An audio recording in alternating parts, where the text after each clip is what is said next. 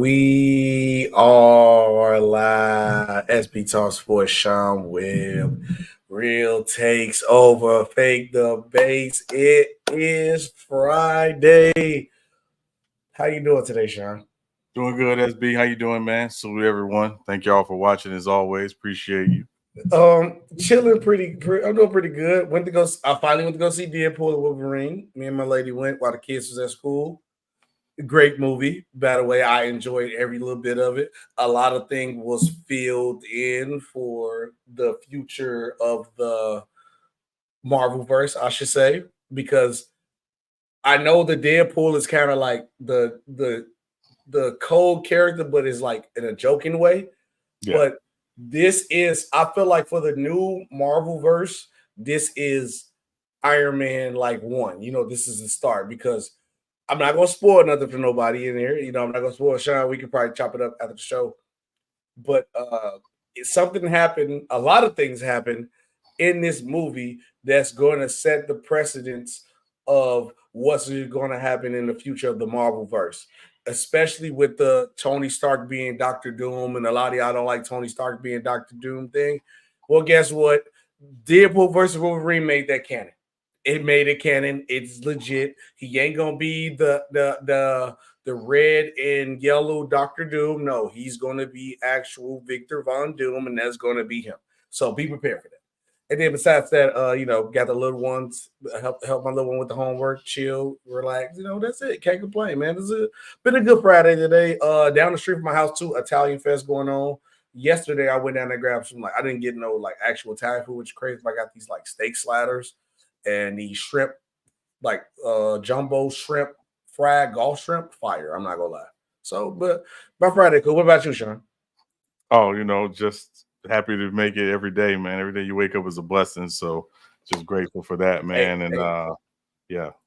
Amen to that. Make sure you guys, if you're watching on any platform, make sure you guys like and share and you subscribe. So let's get to the show, Sean. We're not keeping people waiting.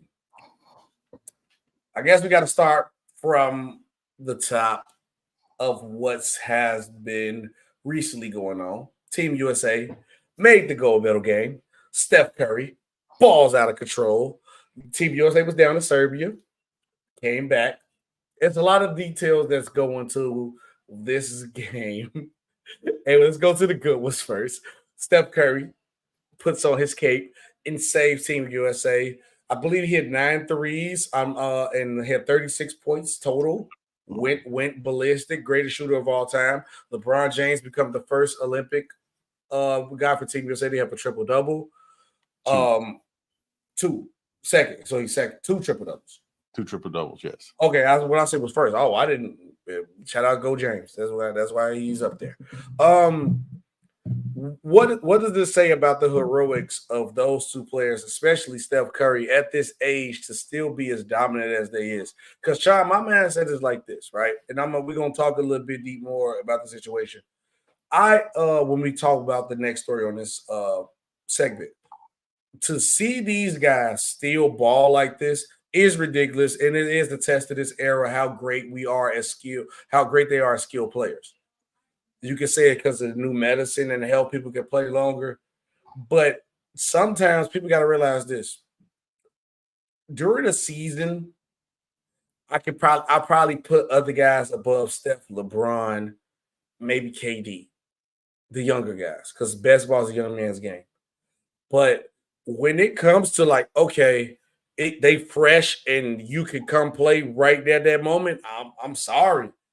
They still like one of the 3 best players of the league on a fresh day.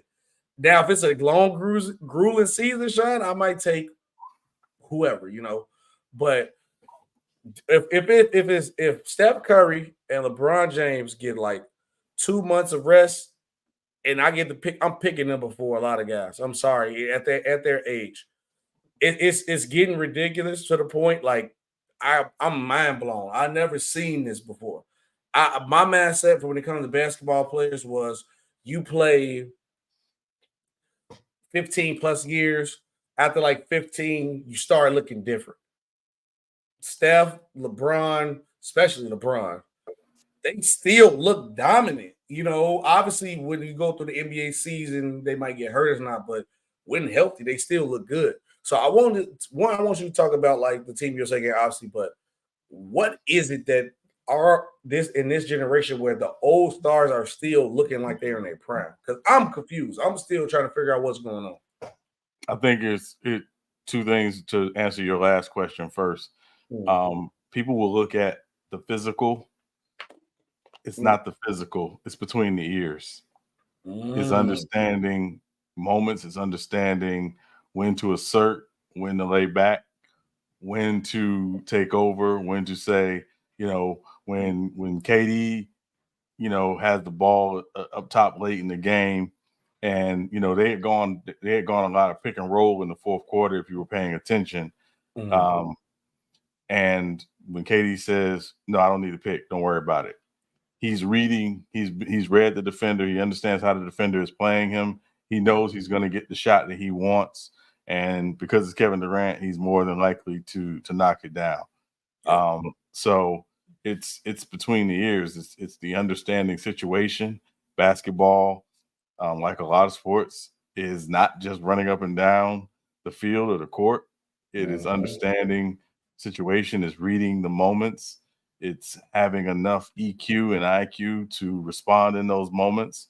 And what you saw, I believe, yesterday, SB, was Steph Curry, LeBron, KD, and even Joel Embiid as well. Joel. People don't want to get Joel credit. Joel hooped the other day. He did. Really, that game.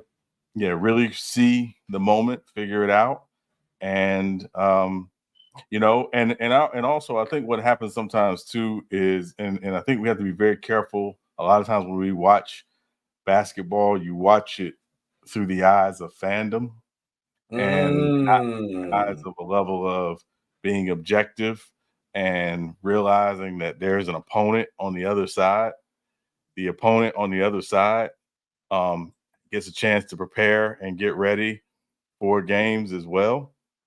There's nothing that they're not doing that Team USA is doing, and that they watch film.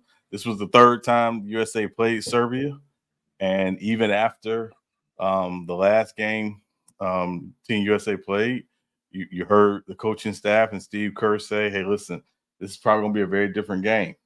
Yeah, we've seen them 3 times. They knew that Serbia was probably going to come out with a really good game plan, which they did. And to Serbia's credit, they came out with a great game plan. Their ball movement and their motion off that ball movement was excellent. And they were playing with and moving with what I always like to call great intentionality, meaning they weren't just moving to move.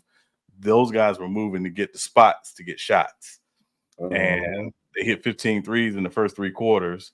And they were really taking advantage of how aggressive Team USA is defensively. So, to their credit, and it was a little like watching, I hate bringing it up, but watching like the 2014 Spurs or even Denver more recently, when Denver when the ball is moving and snapping and it's not sticking, it's really hard to catch up to. And Team USA, to their credit, and I have to give, and again, people don't want to give coaching credit and adjustment credit, but one I thought adjustment they made, particularly, they slowed down on being so aggressive with being so overload heavy later in the game. I thought that helped.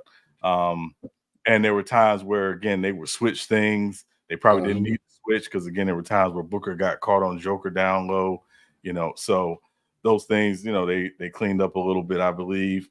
And also Serbia, and I would say Serbia, one thing Serbia did defensively they didn't do in the first 2 games was Serbia really was extending their defense out on the guards, especially early in the game. And again, they were really, really playing well ball side. Team USA didn't have a lot of backside ball movement. And I don't know if you watched the game, SB, but you heard Bam, and I want to say it was one other player say, "We got to move. We got to move." And when they started moving, that's when Team USA was able to get back in the game and obviously pull it out. So great game, competitive game. To me, the best game of the Olympics, because again, I personally don't want to watch a bunch of blowouts. I like to see competitive because that's what it's about. It's about competitive. Mm-hmm. And it was a great competitive game. And now you can get ready for France. Yeah, which I ain't gonna lie. Shout out Wimby. Shout out Wimby to France. I've been hearing a lot of noise, but we gonna leave the allegedlys alone, guys. Everybody, we gonna leave the allegedlys alone. But I've been hearing a lot of noise that because it was in Paris, France been getting a look allegedly. Because I thought Germany was gonna win, but France ended up getting a dub. And let's keep it a buck. Unless the is really heavily on the side, I still see Team USA blowing out France. I thought Germany had a better chance of maybe giving us a challenge because Germany did before. I think they was the one who eliminated us in like FIBA, if I recall right. They did. And because Dennis Schroeder turned to a whole different being, but they got the length, they got the talent from one through all different positions to like play whatever style of play they can. But France also has their freaking nature of Wemby. But I still think USA. I think this was USA gold medal game. I could be wrong. And Sean, I'm hoping I'm wrong. Because like you said, I don't like blowouts. I want to see a good game. I want the gold medal game to come down to the wire and be like, oh man, it was a good game.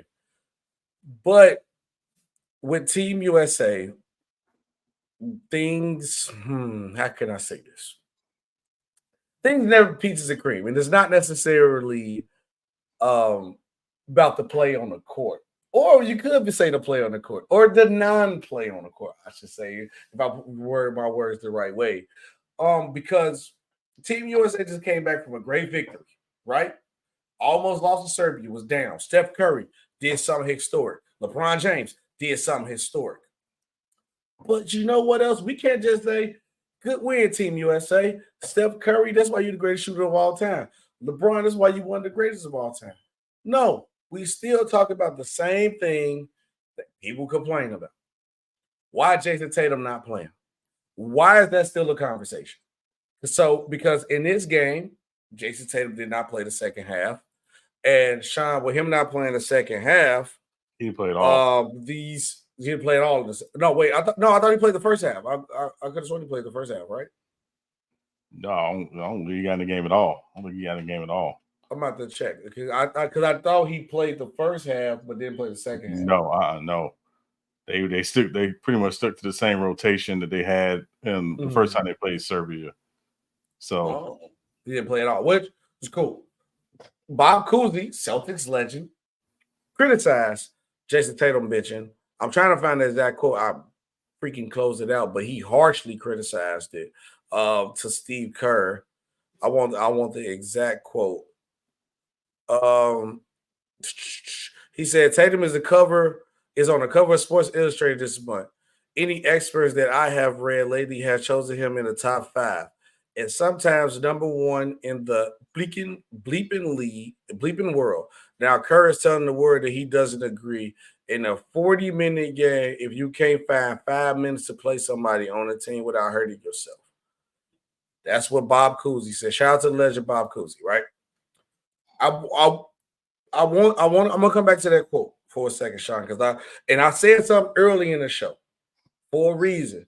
When I said about 82 game season ranking versus a monthly look, how many games in like the like 60? You play like 15 to 16 games, maybe 20 max. I'll be wrong on my math, but it's nowhere near 82. Long story short, but with Bob Cousy added to this list, right? This is the list, Sean. This is the list of people who have complained that Steve Kerr did not play Jayson Tatum.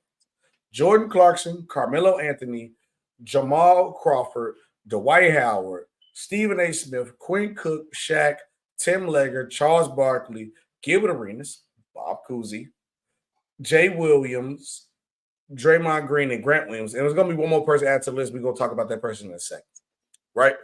Everybody who's on the list of complaining that Jayson Tatum is not playing. Manager, not coaching. And one thing that I want to take out this quote right here, right? Bob Cousy said, any experts that I have read lately have chosen him as a top 5 and sometimes number 1 in the bleeping world. First of all, nobody called Jayson Tatum number 1 player in the world with Joker is on to him. And Joel Embiid is on to him. Giannis is on to him. Luka is on to him. Jayson Tatum is my favorite player. Y'all watch the show. Y'all know I got love for Jayson Tatum. I don't think I hated Jayson Tatum play for the Celtics. He ain't better than either one of them. Nobody ever said Jayson Tatum was the best player in the league ever. Never. Sean, if you have heard that, please let me know. Top 5. It maybe it's been me pushing the top 5 agenda. Jayson Tatum top 5, which he is, right? But let's not play this role like you comparing an 82-game season situation to a tournament where, I'm sorry to tell you this, on a fresh day, Steph Curry, LeBron James, and Kevin Durant are better players than Jayson Tatum. Stop using what he did during the 82 game. Now, in the 82-game season, full season mode, I think Jayson Tatum is better than LeBron, KD, and Steph.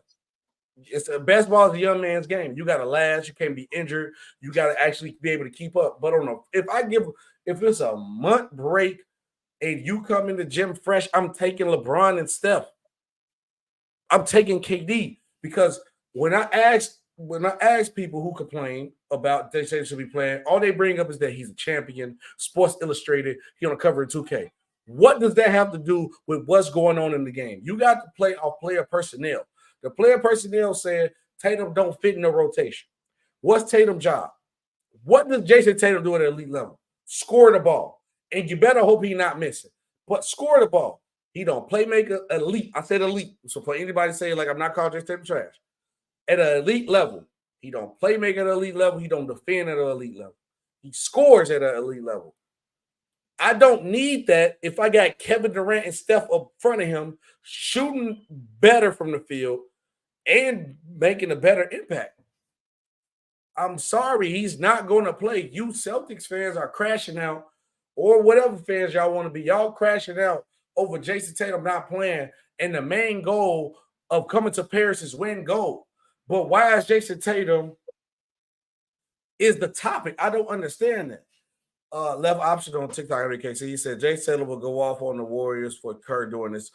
Possibly he will during the NBA season, but it's not going to happen now because, like I said, if I got KD and Steph in front of him scoring, well, he ain't going to play. You got to find a way to find minutes. Ant-Man found a way to find minutes. Drew Holiday found a way to find minutes. Tyrese Halliburton hasn't played since I don't know when. We haven't said nothing. And he might be the second best playmaker on the team. It's about player personnel. But, Sean, what's your reaction? Am I overreacting from this point? Did I hit it on the head? Am I wrong? But Bob Cousy criticized, and I'm looking at that quote. He literally missed, and I don't want to disrespect the legend Bob Cousy. He's a legend. But just because you're a legend and something don't mean you can't be wrong. But am I wrong? Or what do you think about the quote? So, SB, a couple things. All the net people that you named on that list, the only person who I know has formal coaching experience is Bob Cousy. Bob Cousy coached college basketball, and he coached Cincinnati briefly, the Cincinnati Royals, who are now the Sacramento Kings. Yep, you're right about that. What none of those people on that list have, and what none of us have, is inside information as to why the coaching staff of Team USA, who were made up of some of the best coaches in the country, NBA, and Mark Few, who's the head coach of Gonzaga, made the decision they made to go with a specific rotation. We're not privy to that. The bottom line is, did it work? Yes. Yes. When Kevin Durant came back, they made it clear the first time they played Serbia, not in the exhibition, but in group play, to Jayson Tatum, and hey, listen, probably not going to find you any minutes today. That rotation that they use worked very well against Serbia. They used the same rotation against Serbia again in the medal round. Obviously, tighter game score-wise, but the rotation worked. And again, the minutes that the guys played the first time against Serbia, they did not play the second time against Serbia. There were guys who played 20 minutes against Serbia who might only play 7 or 8 minutes against Serbia yesterday. So it is not easy to sit on the bench with this amount of talent. The math will not always math when you are trying to find minutes for guys. So you figure out, based on this specific matchup, here's the rotation that we want to go with. As long as it works, for me, there's not really much to complain about, except just to have something to say. And then, like I was saying, like he don't find a way to get on the court, Sean. Like even like we were talking about it before the show, like LeBron, we thought LeBron was gonna be in the Larry Bird role. But you need LeBron that all around that playmaking place. LeBron not even the best scorer in this situation on the team. Tatum, you behind 2 other people. So LeBron, okay, my job is lead and playmake. I got my role. Ant-Man, like, okay, I need to be the spark on the bench defensively. I got my role. Even Devin Booker embraced playing defensively. Okay, I got my role.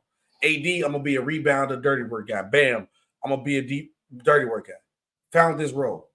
I think Tatum don't know what his role is. You can't come to Team USA playing like you Jayson Tatum on the Celtics. You're not gonna play.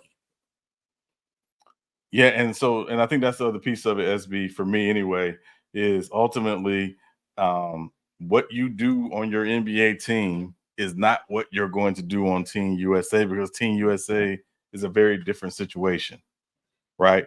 I heard it was Sue Bird was talking about, because she's played on many Olympic teams. She said it is the most uncomfortable you will be in a basketball scenario, because a lot of times you have to go in and figure out, where can I lean in? Where can I help? What can I do on this team to help this team win? That is very different from what you're accustomed to doing on your normal team, because on your normal team, you're the top dog. Yeah, usually. So it's very, very different. Now, here's the thing. If Jayson Tatum hadn't played at all, I think we would be having a different conversation. He's actually played in other games. He just didn't play against Serbia yesterday and against Serbia to start group play. That's it. He played against South Sudan. He had a big role against South Sudan.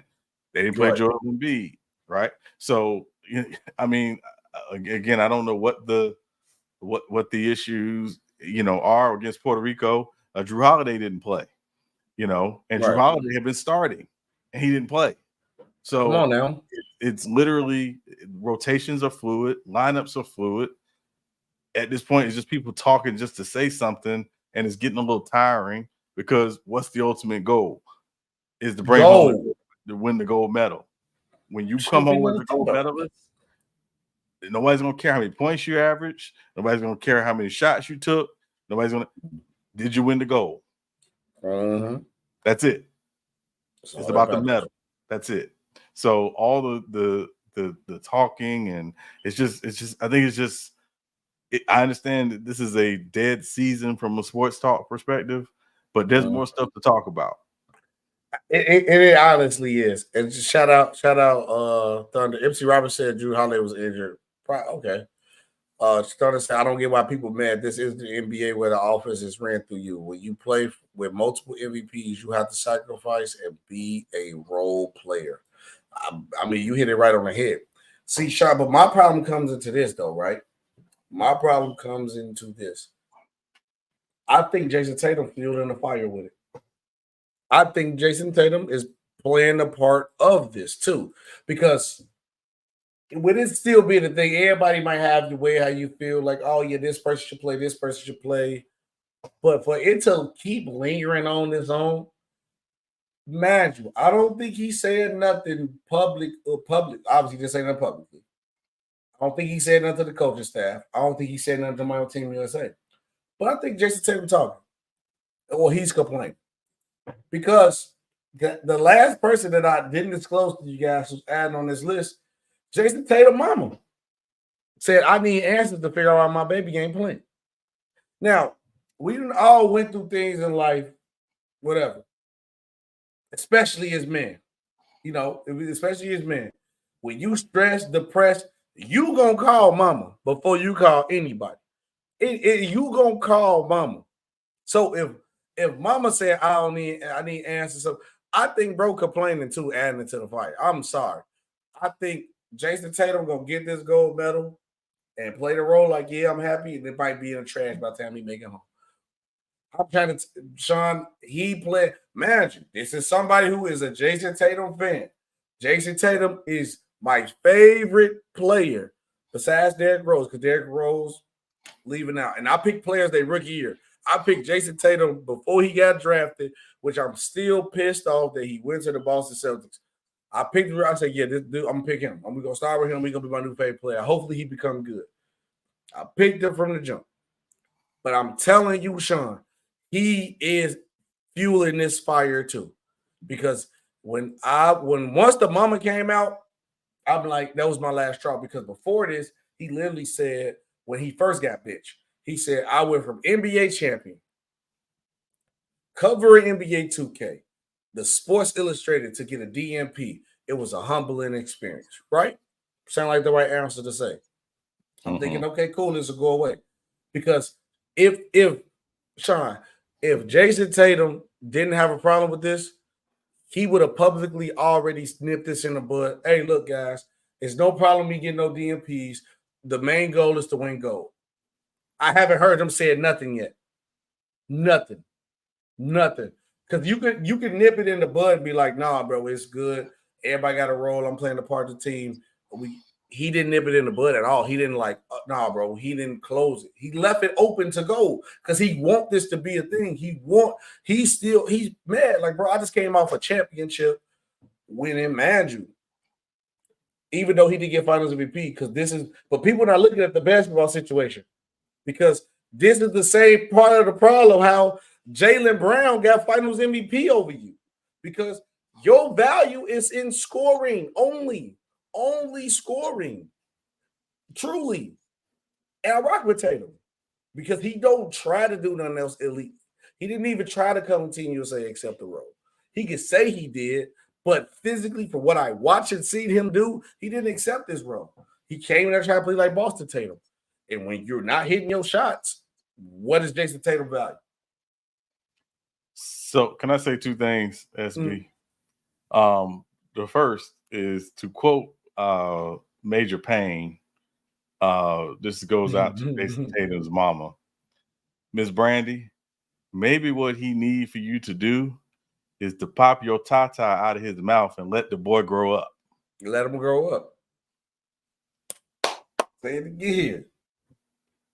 He acting real light skinned. I only say that because I'm brown, but he acting light skinned right now.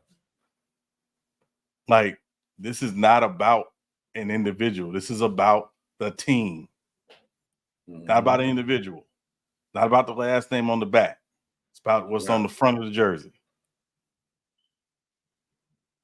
The second thing is, can I make a suggestion for future Team USA building? I'm with it.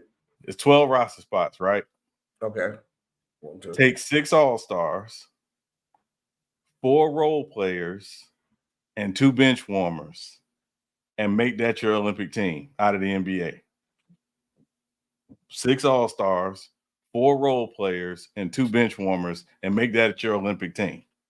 At this point, this is what you got to do because you can't have the 10 best players because God forbid one of them don't. Bro, Sean, Tyrese Halliburton played him lit. Ain't nobody said nothing. He's played a little bit, but not a lot. Not a lot. Also, and I just want to point this out. And again, this happens on Olympic teams that are very deep or, based on rotations. The Dream Team played 8 Olympic games. John Stockton only played in 4 of those games.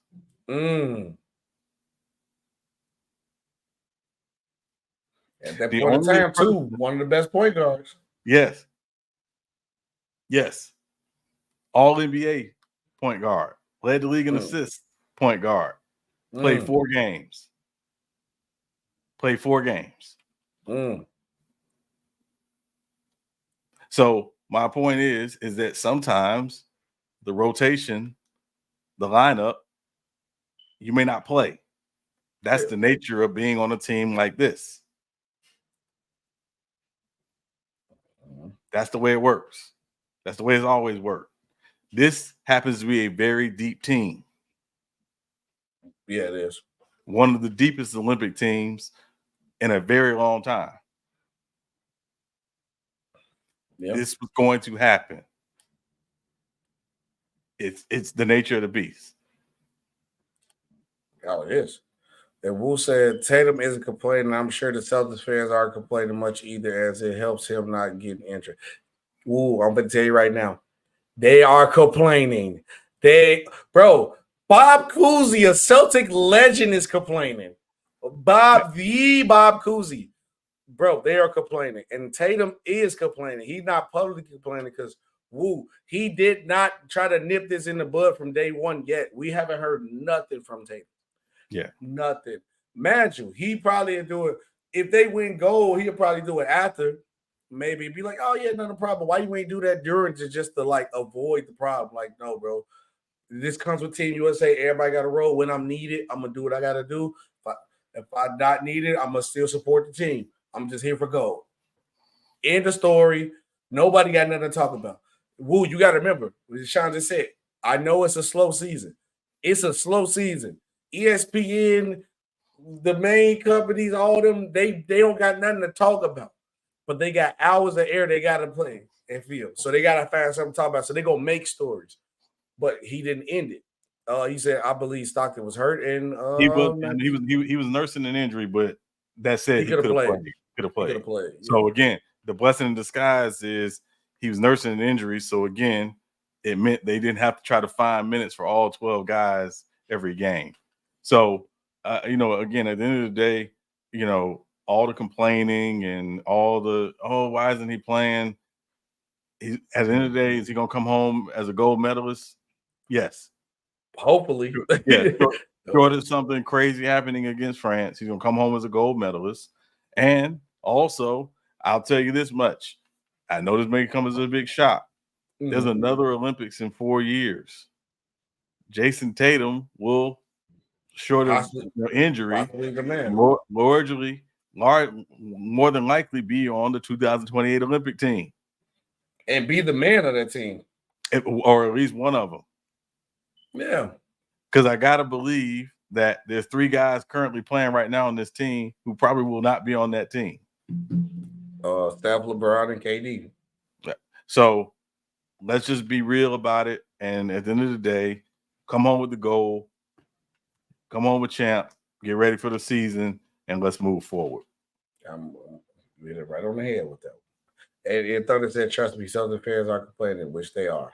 Oh, let's go on to the next one, though, Sean, because you ended that perfectly. We need no more else to talk about it. The Jazz extended Lauri Markkanen a 5-year, $238 million deal. I think it was great. We was talking about this earlier because of the possibility he can trade. I believe me and you both said, like, he's not going nowhere. I don't believe he should go nowhere. And then I know Lauri has been on the move with the Bulls to the Cavs. He actually wanted to be in a stable situation. I think Utah's perfect for him.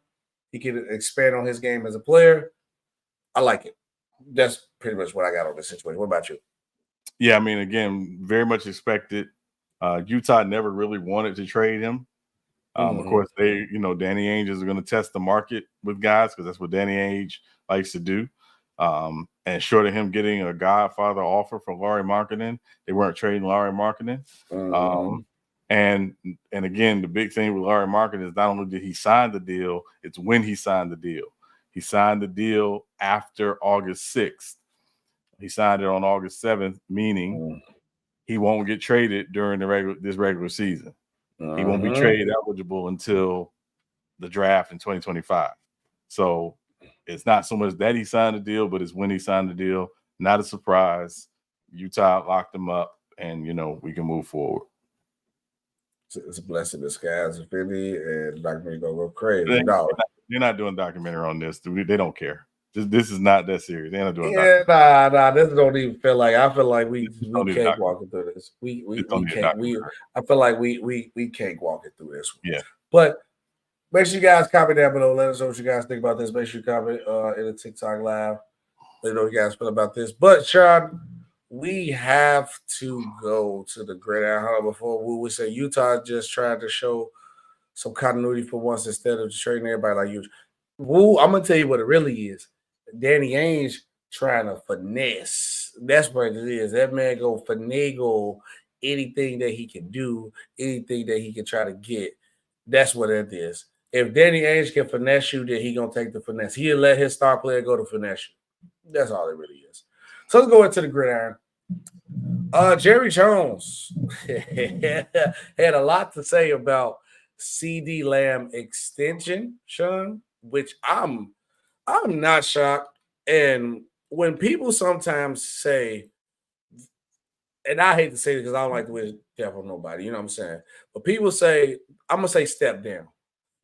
When people say the Cowboys will be better once Jerry Jones stepped down, this story 100% hit that on the head. This story hit 100% on the head. Because why did Jerry Jones literally come on here, verbatim, word for word, said it is no urgency to re-sign CeeDee Lamb? And CeeDee Lamb responded with an LOL. When people tell me, like I said, I ain't gonna say what people really say. I'm gonna say step down. When people tell me the Cowboys ain't gonna be good until Jerry Jones step down, this story is 100% right there. This is it. This is right here. What do you think about Jerry Jones saying there's no urgency to sign his star wide receiver, top 5 wide receiver in the league, CeeDee Lamb? Can I say something that nobody has pointed out, SB, that I've heard? Mm-hmm. Jerry Jones is a marketing genius. Okay. He knows how to keep eyes on the Cowboys. Yeah. He that's why he said what he said. He knows good and well they want to get a deal done. But the longer they wait and the longer they keep the story going, the more eyes there are on the Dallas Cowboys. That is what Jerry Jones does best. He keeps eyes on the Cowboys. Good or bad, he keeps eyes on the Cowboys. He is a marketing genius. Now, some of the football decisions are left to be desired. Okay, there we go. There we go. From a marketing perspective, Jerry Jones is keeping eyes on the Cowboys. That is all he is doing by saying what he said. He knew if he said what he said, that everybody would be talking about it. And what is everybody doing, including us? We're talking about it because that is what Jerry Jones is, the Kanye West of NFL owners. He knows how to say something to make you talk about it. He knows how to do something to make you talk about it. That is all he is doing. God, that man, the Kanye is crazy. Think about it. Every time Kanye had a project coming out, Kanye would do or say something to trend, to make you talk about it. That's true. That is what Jerry Jones is doing. It is marketing genius. He knew it would trend. He knew people would talk about it. He knows what he knows this time of year is slow from a news cycle perspective. So how do you do it? You say, we're in no rush. We have no urgency. Which is crazy. And then when he was pressed further about it, he said, I don't know why I said what I said. I went to high school. I went to college. Jerry Jones ain't crazy. He knows what he's doing. This is marketing 101. This man must be stopped. He is the Kanye West of NFL owners when it comes to how to market and how to trend your team. Yeah, you do. I can't argue that. Business side, he got it. He got it. No matter how trash the Cowboys be, the Cowboys are always going to be the most popular team. That's true. I can't argue that. That's it. I'm cool with that. True, not gonna like this story, but Brandon Aiyuk declines a trade to the New England Patriots over quarterback concerns. I mean, I'm not shocked. Are you shocked? Not really, no. Because the Patriots is gonna give him the money he wanted to. He said, "Yeah, I'm good." Right. It reported it was $32 million a season is what they offered him. Mm-hmm. I Um, don't blame him. The most quarterback. Reported the most that the 49ers had offered him was 26. That was reported. But it's also being reported that the Niners and his team are still talking. So an extension could get done in San Francisco. Nothing's closed. Nothing is it's still very much they're having conversation. Probably the most conversation they've had about his contract situation since the draft. So again, not surprising he turned down the Patriots. Again, you really don't know what Drake May is, and from the Patriots perspective, I think they want to really take Drake May on a very slow journey to becoming their starter. I don't think they're trying to rush him on the field. But that said, if you're in a position where you're not winning a lot of games or you're out of it anyway, they may get him on the field sooner than later so they can show him off. Mm-hmm. And so next year, when they have about $75 million in cap space and there'll be receivers on the market, like a T. Higgins, for example, won't be available. There'll be, some opportunities there for them to say, hey, we got this cap space. We got this young quarterback we really like. You saw him last year. He's got a lot of potential. Right. Come join us. So if from a Patriots perspective, it was, obviously they want to look into it, but right now, again, you understand Brandon Aiyuk's point of not wanting to go there. Again, not knowing what the quarterback situation is going to be immediately and in the near future. I actually like this from Brandon Aiyuk because everybody always think it's just only about the money and people just go to any bad situation. No, he still want to play, compete. Excuse me. He want to play and compete at a high level. Still want the numbers to be high and still want to win. When you because the wide receiver best friend is the quarterback. And he hey man, I don't know what y'all got going on or who this supposed. No, I'm good. I'm not gonna take more than enough money that I want to be in a bad situation and be miserable. So I like that he showed that he want to actually compete. And I think the Niners need to figure out a way to get this deal done because what the signs that the Niners were showing me was that they was valuing Brock Purdy over Brandon Aiyuk. And don't get me wrong, Brock Purdy did lead them to the Super Bowl. I cannot deny that. But I think you need to work on a way with Brock Purdy where you can still keep the other people and hey, look, Brock, we think you the guy. You got us to a Super Bowl. But let's try to work in the numbers between because if we give you what you think you're finna get, you're not gonna have nobody. And that's what people got to realize with these quarterback positions. Then when we go and look at the Patriots situation, Sean, I think it's time for our NFL preview because it's in preseason. Let's do it. Monday, let's say the NFC for Monday. I want us to do the AFC. The AFC edition, NFL preview. Since we talked about the Patriots, let's go ahead and do the AFC East first. AFC, we're going to preview. I don't think we're going to do wins and losses. We ain't going to do how many wins we think we're going to get. We're going to add questions and concerns. We can wait for that. We do our predictions because remember last season, we had our thumbnails like these. No, wait. Yeah, we're pretty much like those with our predictions. We're going to do something like that again. We'll do that later. We'll do it later on. But we'll do it later. Yeah, close to when the regular season starts. But let's go ahead and go do the AFC East first. What questions, concerns, or previews you got? Let's go reverse order. Since we talked about the Patriots first, let's do Patriots, Jets, Dolphins, Bills. So let's do the Patriots first. What you got?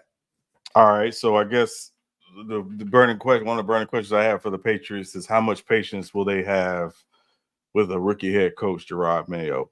Obviously, you had Bill Belichick for 24 years. You know what Bill Belichick is. We know what he's accomplished. When you're taking over for a guy who's been there as long as Bill Belichick was, are they going to be patient? Are they going to be pressed to say you got to win this amount of games with a rookie head coach? That's a big, big question for me. And then the other burning question I have, SB, is are there enough weapons on offense? They got some young receivers I know they really like. Javon Baker, being one, of course. But are there enough weapons on offense? We think they're going to be pretty good defensively because again they built a pretty good defense over the last few years. But do they have enough weapons on offense? So, what do you think? Do you think they're going to be patient with Gerard Mayo? I definitely think they're going to be patient with him only because he's a Bill Belichick guy and he came from under that wing. So I think he got a little more reach with giving him time.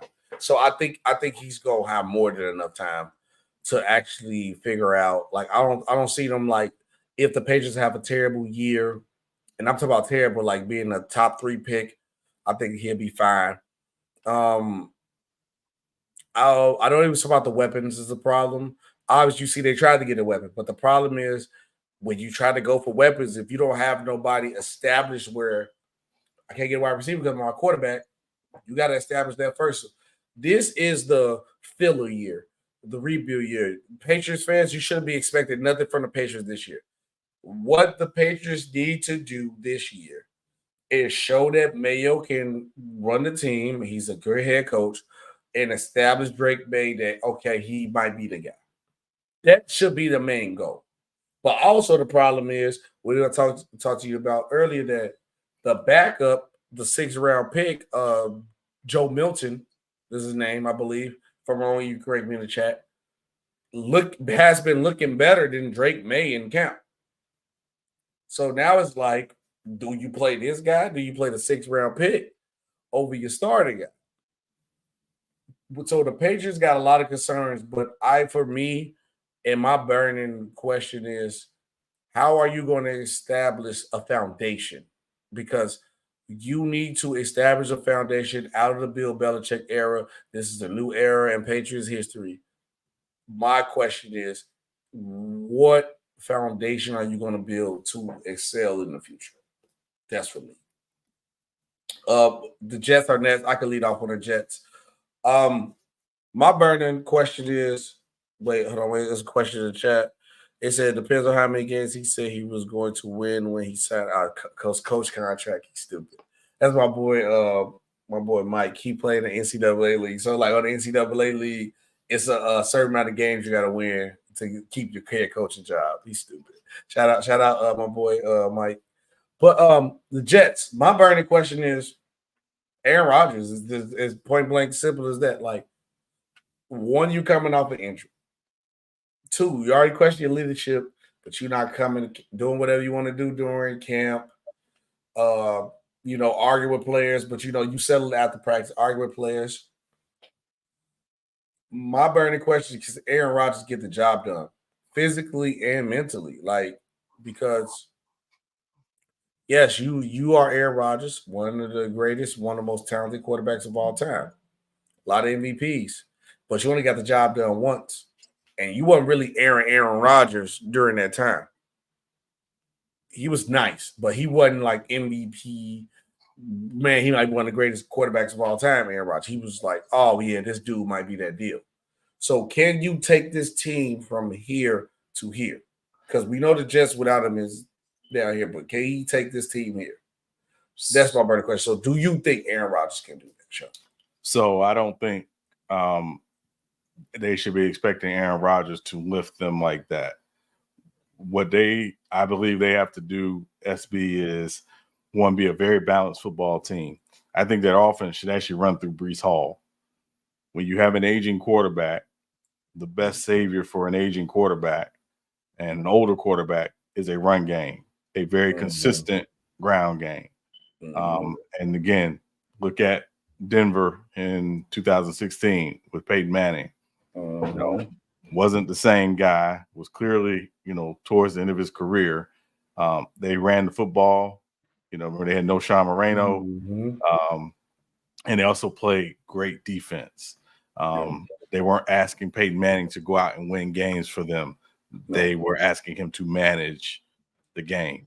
I can go back even further with, Brett Favre in Minnesota. When they went to the NFC Championship game, that offense ran through Adrian Peterson, right? They played good defense. Brett Favre had to make some throws from time to time. Sometimes he give it to the other team because it's Brett Favre. But at the end of the day, a lot of times, so you have an aging quarterback. Protect your aging quarterback by running the football, and you have an aging quarterback also coming off a major catastrophic injury. So run the football, play good deep, and protect your defense. You got a really good defense. You got one of the best defenses in the league. Aaron Rodgers don't have to be Superman. All you got to do is manage the game, and in those moments when they need you to make 4 or 5 key plays and key throws, do what you got to do. So for me, run your offense through Breece Hall. That's what you do for Aaron Rodgers. Good. Now we got the Miami Dolphins. I'll let you take the lead on this one, Sean. What you got? Yeah, so the question about the Dolphins is, can they play fall football when it counts? Honestly, that's my same question. That's really it for me. And that's it. That's it for me. Yeah. Can they play fall football when it counts? When it starts to get cold and you can't put a track team on the field, can you play fall football? Because if you can, I believe you can be right there. They could be right there in that same conversation with Baltimore, Kansas City, Cleveland, Houston as the top tier teams in the AFC that have a legit shot in the playoffs of going on a run. But if they can't, I have some major questions about them next offseason. So that's the big question for me. Can you play fall football when it counts? I 100% agree. I literally, that's my only concern with them. Can you actually play when it matters cold? That's it. I agree. But go ahead. Bills are next. What you got? The Buffalo Bills. The big question about the Buffalo Bills is obviously what is the offense going to look like without Stephon Diggs? It's again, they moved on from Stephon Diggs, took a major cap hit, moving on from Stephon Diggs. It seems as if they're going to go really receiver by committee. And I expect them offensively to be in 12 personnel a lot. 12 personnel a lot. They got 2 tight ends they like a lot. And obviously Dawson Knox, but also Dalton Kincaid. And I guess we call them the 2 DKs. But yeah, so I expect them to be in 12 personnel a lot. And can they get from that wide receiver position? Because not only did they lose Stephon Diggs, via cutting, they also lost Gabe Davis, who was their second receiver. So Keon Coleman, obviously they have Marquez Valdez-Scantling, they have Zay Jones. I think they're going to try to do it. Khalil Shakir, they're going to try to do it. By committee.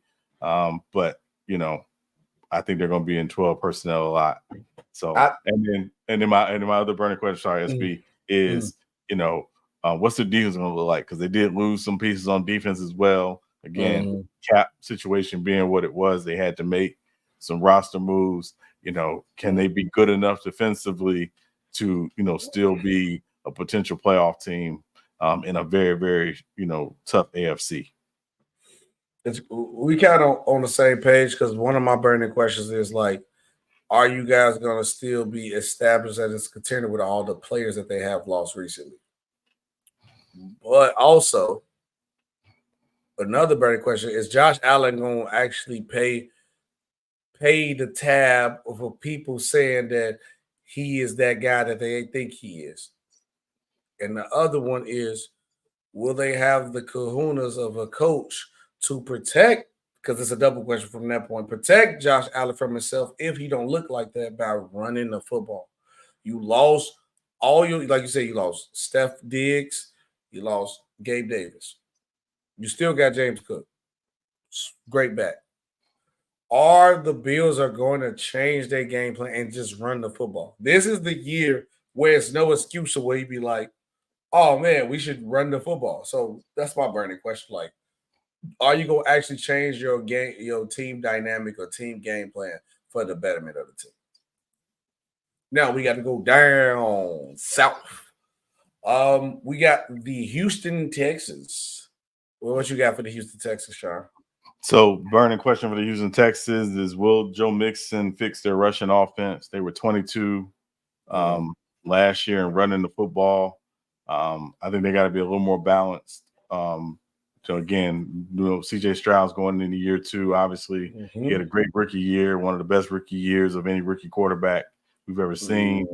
One of 5 rookie quarterbacks who threw for 4,000 yards as a rookie. Bet y'all can't name the other 4 without Googling. But at the end of the day, big question about, can they run the football and can Joe Mixon fix their rushing offense? And then the other question for me is Derek Stingley Jr. Can he be the next great corner? They drafted him 3rd overall, ahead of Sauce Gardner, who went 4th. Stingley nice though. He nice. He was nice. He had 5 interceptions last year. He was a Pro Bowl alternate. But when they take you that high, you can't just be nice. You got to be a game changer. Yeah, you got to be. So can he be that game-changing corner for them in the back end? And if I had one more burning question, again, they've added a lot of pieces in the offseason. They've added a lot of players. They got a very, very stacked roster when you look at just their total roster. Is everybody going to buy in and just trying to win games? Because, again, if you're going out there and it's like, I want to put up my numbers, I want to put up my stats, then that could be a problem. This team is trying to win and trying to maximize winning while you have CJ Stroud on a rookie contract. So, will guys completely buy in? I'm inclined to believe that DeMeco Ryans, as the head coach, will get guys to buy in. And if you don't buy in, you're going to be out the door. So, but I want to hear your thoughts on Houston. Only got one burning question, really, because I've been very high on Houston and CJ Stroud. It's just like, how are you guys going to, obviously in the offseason wise, you responded greatly to a great season.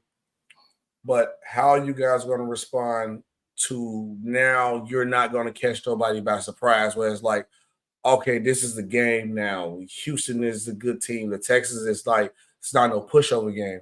So I want to see how they're going to respond now with teams being more prepared to play them now.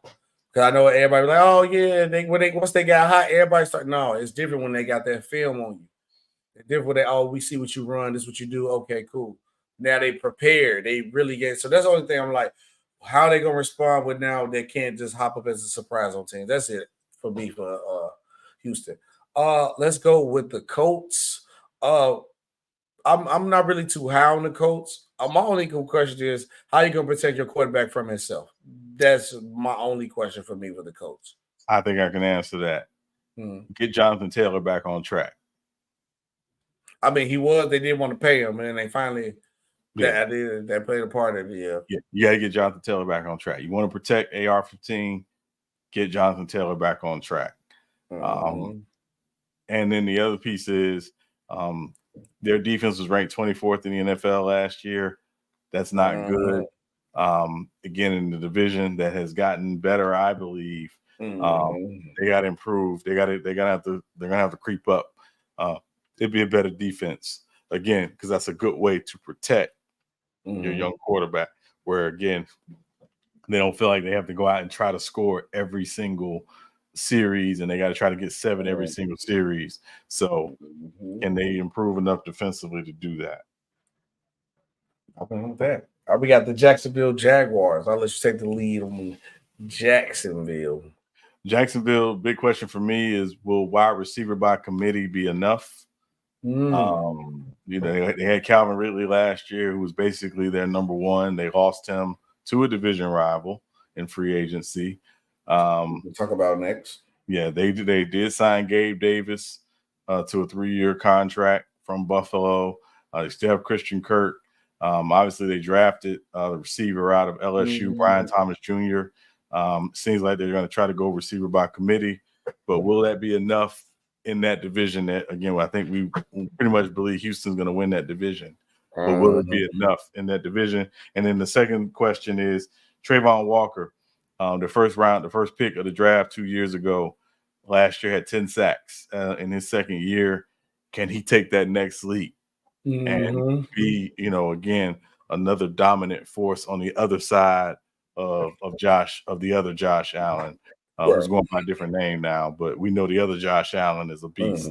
So Trayvon Walker, can he take that next step coming off a 10-sack season his second year? It's crazy you brought up the defense because I think like at a point in time when the Jaguars got Trevor Lawrence, and then they also had that 28-0 comeback against my LA Chargers, we all thought this team was going to take that leap and go to the next step and be one of these great teams. And the division was trash. He was like, man, the Jaguars should win this division easily. And I know they lost like receivers, like you said, Ridley. But my concern is not really with the offense because at the end of the day, I think Trevor Lawrence showed me something like, okay, he's a starter quarterback, right? You got that. But I think with the loss of receivers, I want to see the Jaguars become a dominant defense because, like the guy you brought up, Walker, you need to build off that. My burning question is stop concerning yourself with just Trevor Lawrence. What are you going to do to improve the defense, and what are you going to change about defense to become a dominant defense? Because you really only got one team to stop in this division, honestly. Maybe if AR-15 get healthy, he could be dangerous. And then the other quarterback we're going to talk about in a second, maybe if he gets there, because he got the weapons. He just got to come out and do his job. So I think for them to stay strong, I think they got to build defensively. So my burning question for the Jaguars, what improvements or what changes are you going to do to this defense to take back over this division? For me, Titans obviously rebuilding slowly but surely. Just got rid of Derrick Henry, but added other players. I think honestly, my only concern is do you got your guy at quarterback? Because you got two guys. What's the guy for Kentucky? A name.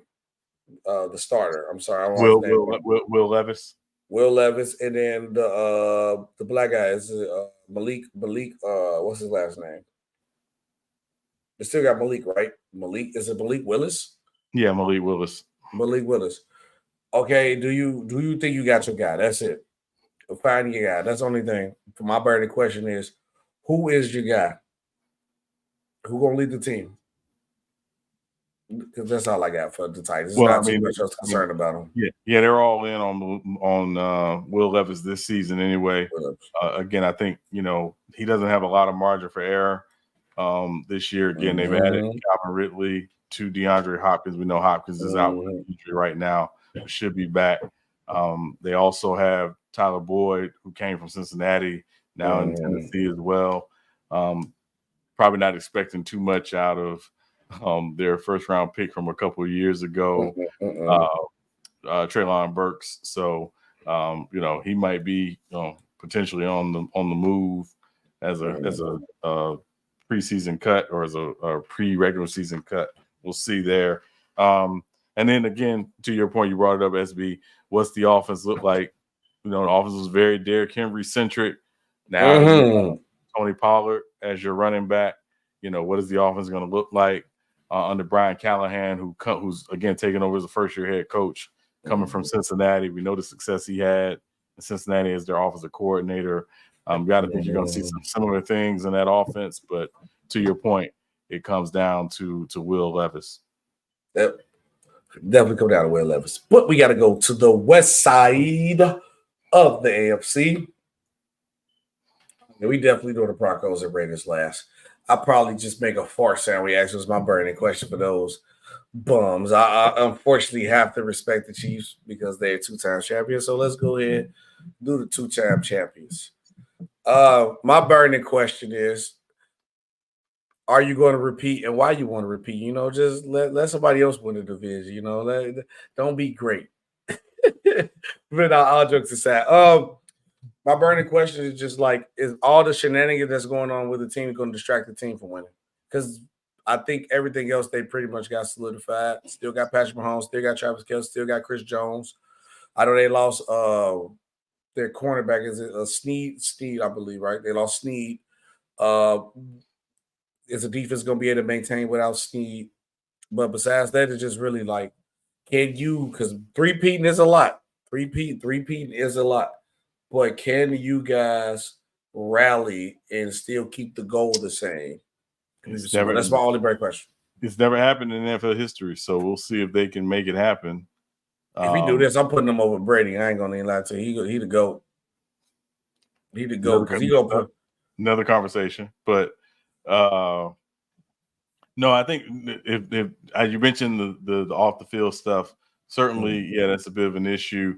But you got to think that they've obviously addressed the potential of losing Rashee Rice if they lose him during this season, which isn't guaranteed because the league isn't going to respond or react until after all the legal proceedings are over. So it could very well get pushed into next season. But we know what they did in the draft, getting Xavier Worthy, obviously bringing in Marquise Brown, not calling him Hollywood because no. And you still have McCole Hardman as well in the mix as well.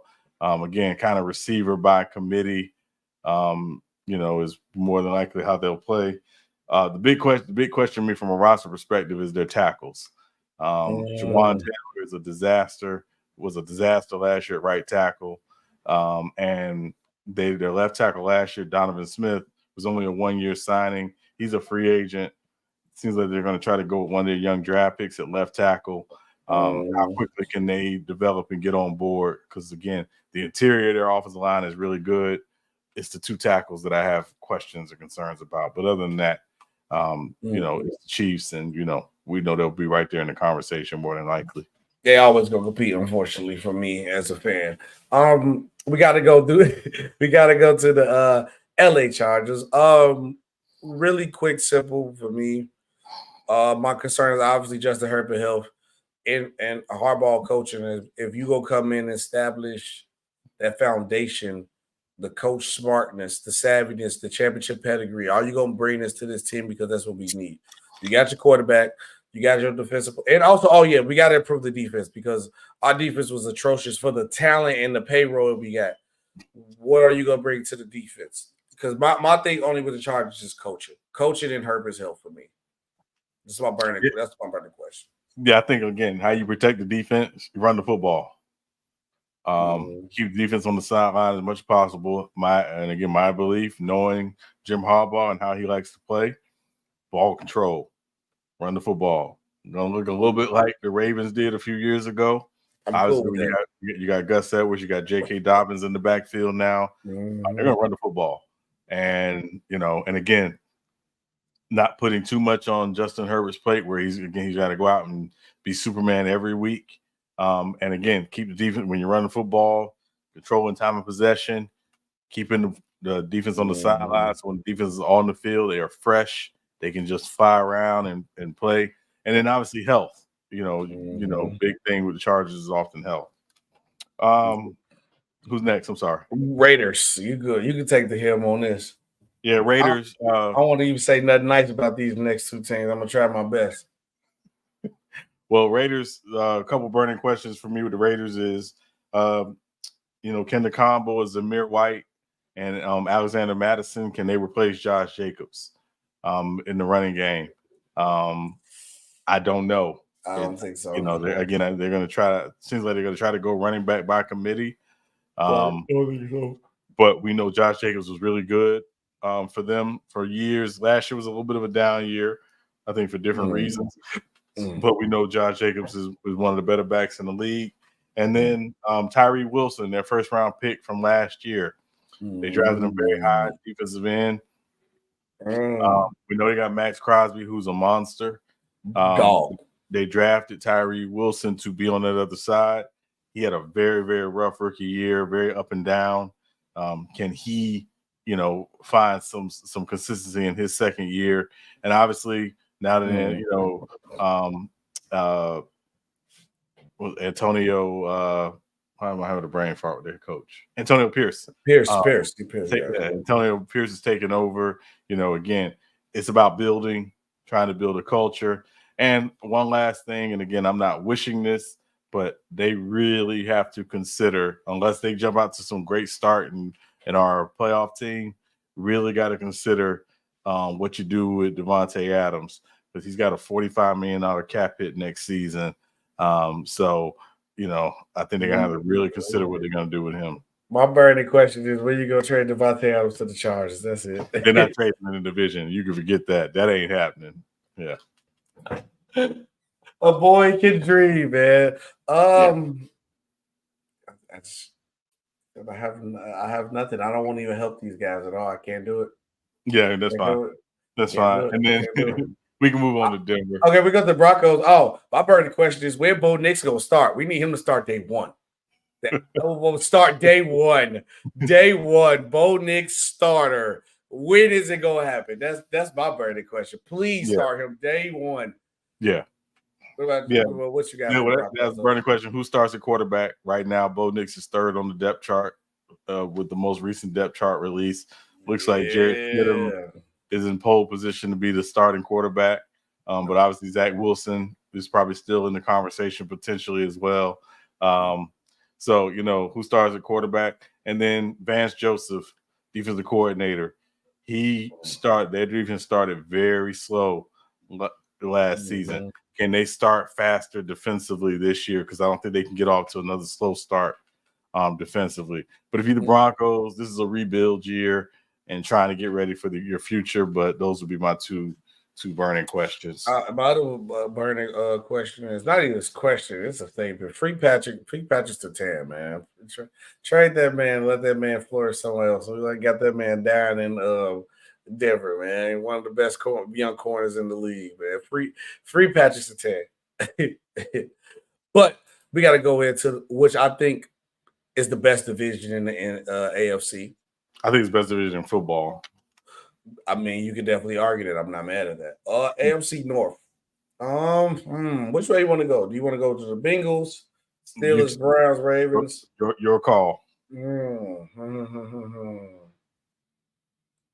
Let's I think we say the Ravens for last, because the Ravens is obviously the best team. Let's say them for last. Let's do Bengals. Obviously, with Joe Shiesty having that blonde hair, which is a terrible haircut. With the losses that they have with the Joe Mixons, what they're gonna do with T. Higgins, I have high concerns with the defense. I have even more higher concerns with Joe Burrow's health and how you're gonna protect them better. So it's really an all-around gauntlet. My burning question is, with all the losses that happen, what improvements you're going to make to the team defensively? How can you protect Joe Burrow with one receiver on the cusp might be leaving? You got rid of his best back, and his offensive line is still a question. Those are my burning questions with the Bengals for sure. So I will say, to answer your question, they've actually improved the offensive line. I think the offensive line will be better. Big thing, they lost their offensive coordinator, Brian Callahan. Obviously, he's the head coach of Tennessee now. And you mentioned Joe Mixon. How do you replace, that? What's your running game going to look like? Because, again, I don't think you want to ask Joe Burrow to go out and throw the ball 60 times a game. I don't think that's a winning formula. And then to your big question about their defense, they were 31st in defense last year. That is bad. You're not winning that division in particular. You cannot be 31st in defense. When you look at every other team in the division, I believe finished top 10 defensively last year. So, yes, because the Browns were first, Ravens were sixth, and actually the Steelers were lower defensively last year as well. But two teams finished in the top 10 defensively. So I believe, they got to figure out what they are defensively, and how could defensively can they complement what they believe should be a high-powered offense. But that's a big question. So that'd be my Cincinnati questions. And to answer your point, too, with the loss they have, I don't think this year they're going to improve. I think they might be around that same range again, but we can wait and see.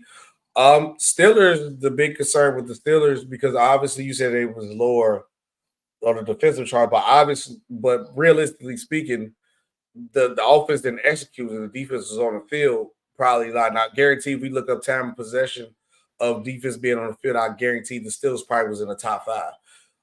What are you going to do to protect your defense to actually keep these guys fresh and keep them on the field? Because they've shown that they can get stops, but can you find a way, which they think they have done with the two new quarterbacks? But I'm not just going to put it on the quarterbacks. Can you find a way to execute what your defense give you? That's my big question for them. So Arthur Smith is their new offensive coordinator. Arthur Smith for many years obviously was in Tennessee and then obviously in Atlanta the last couple of years. They're going to run the football. Jaylen Warren and Najee Harris are going to run the football. They're going to run the football. Trust me.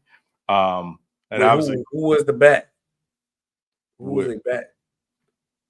Najee Harris and Jaylen Warren. Jaylen Warren. Okay. So I like Najee. Yeah, so they're going to run the football. Again, probably put a little more ball control.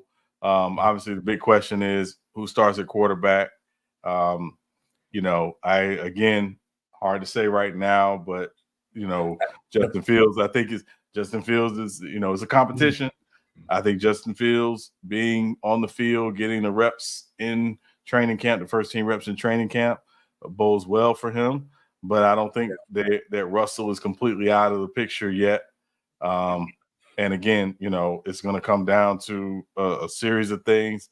Big thing is who takes care of the football, and again, who helps them win football games, and that will be, I think, who starts at quarterback for them. And then the other burning question offensively for them anyway is George Pickens. Can you be a consistent number one receiver? You have the number one talent. Can you be a consistent number one receiver? Because again, you got a really good tight end in Pat Freiermuth. We know that what you're going to do in the running game. We need George Pickens to be that number one. If I'm a Pittsburgh Steelers fan.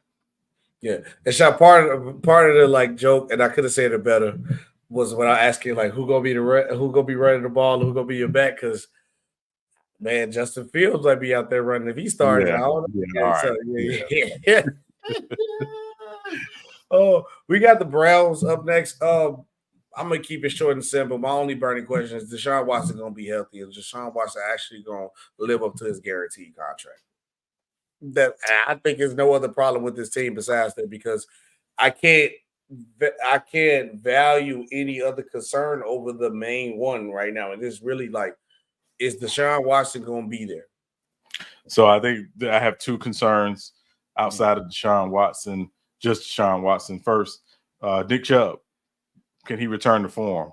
He had a devastating knee injury last year. I know he's running. I don't know if he's cutting or if he is cutting, how much he's cutting.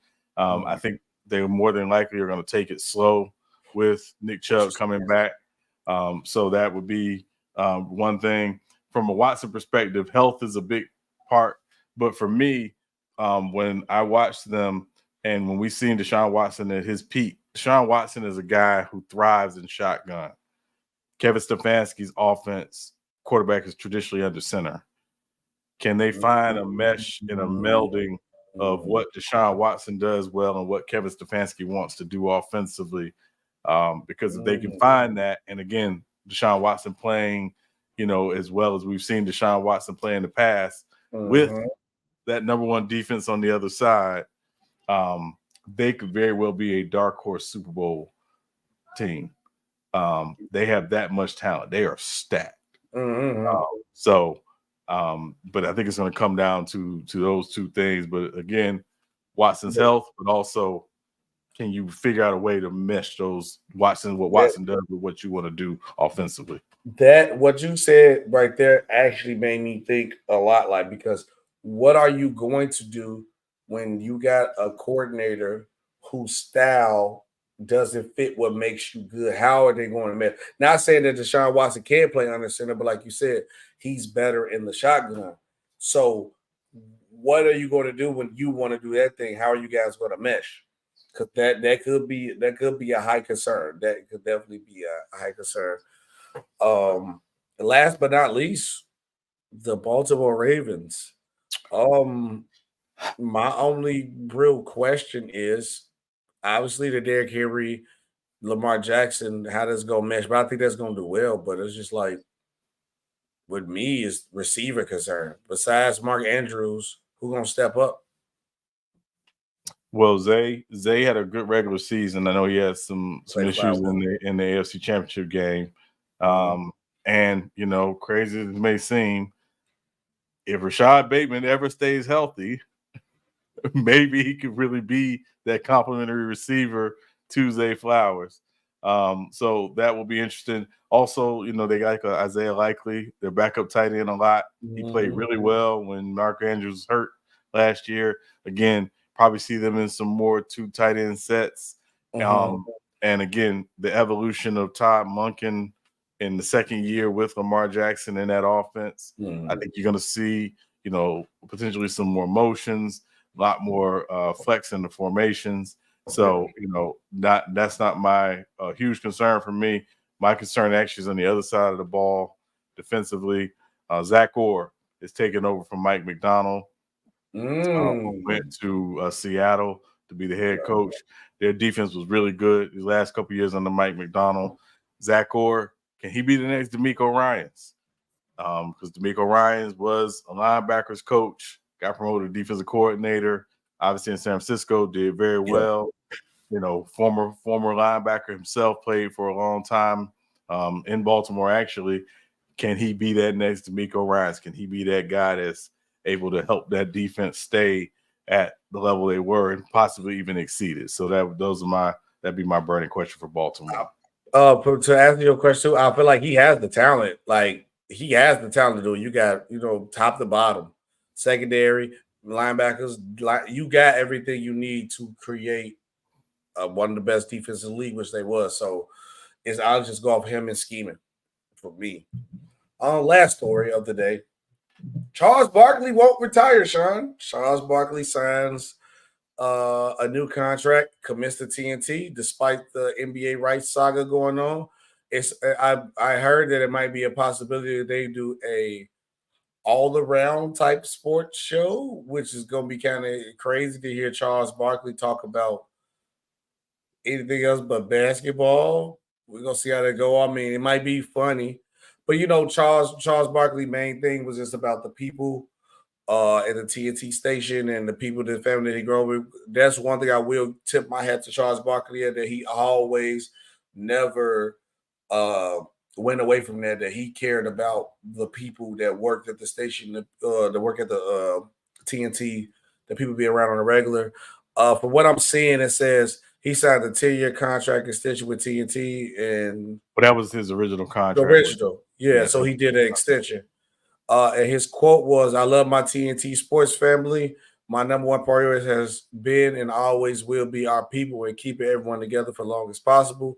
We have the most amazing people, and they are the best at what they do." And as I said, he always cared about his studio people. I'm looking forward to continuing to work with them both on the shows. We currently have a new one we developed together in the future. This is the only place for me, Barkley said in a statement. I have to say, I know Charles Barkley said it, like how he talks is crazy. I've been impressed by the leadership team who is fighting hard and have been aggressive in adding new properties to TNT Sports, which I am excited about. I appreciate them and all of my colleagues for their continued support. And most importantly, our fans, I'm going to give my all as we all keep entertaining you for years. What's your reaction to Chuck's comment on that one? Not surprising. Again, he has 210 million reasons Money talks. to stay, and so I'm not surprised. Again, Turner's gonna figure out a way to still remain relevant in the sports game, even once the NBA rights are gone after next season. They're gonna obviously try to go out with a bang with Inside, but just like the world continues to evolve, they got to continue to evolve too. And so we'll see what they do. Perhaps they'll be looking, to add some hot young talent, in this sports talk world to whatever they decide they're going to do. Not saying we asking. I'm just saying if y'all want to put in a call, we here, we right here. We right here. We right here. Yeah, we're waiting. So no, I'm kidding, but no, it's we'll see. But no, I think ultimately again it comes down to just Turner realizing they have a very valuable asset in Charles Barkley and those folks that are there, and figuring out a way to keep folks there and keep moving. I'm glad we still gonna keep the guys together because that show is very entertaining. Sports wise, a lot of shows are not very entertaining, but they do their thing. Still gonna be hilarious to watch Chuck talk about something other than basketball. Hopefully they don't do that to Chuck, but we'll see how it goes. Episode 96, Sean. Who you got? I got one. I got Cortez Kennedy, one of the best defensive tackles that a lot of people did not really get to watch a lot of because he played in Seattle most of his career, unless you live out in that area. But one of the best defensive tackles ever. Cortez Kennedy. Cortez Kennedy. That's a good pick. The only one I got, and I'm looking on here because I definitely checked when I seen 96. 96 was a crazy number. But I got the former Bear. I got Richard Dent. I got to do Richard Dent. He didn't wear 96 on the Bears, I believe. I got to see where he wore 96 at. But yeah, I'm going Richard Dent. It counts. I'm taking it. Being petty with it, so what? But he wore 96 one time, and that's a player I know. So I'm going to go Richard Dent. Was it with the Colts? He wore it with the Colts. Okay, yeah, I looked that up. Is he wore 96 and 91 on the Colts? It counts. I'm taking it. Richard Dent. We go Richard Dent. Well, appreciate you guys for watching. Thank you guys for watching the TikTok. Kick. I didn't check the Kick, the Twitch chat, but appreciate you guys watching over there. Appreciate you guys to the YouTube. We will be back on Monday. It's Sbtalksports, Sean Webb, and see you guys on Monday. Peace out.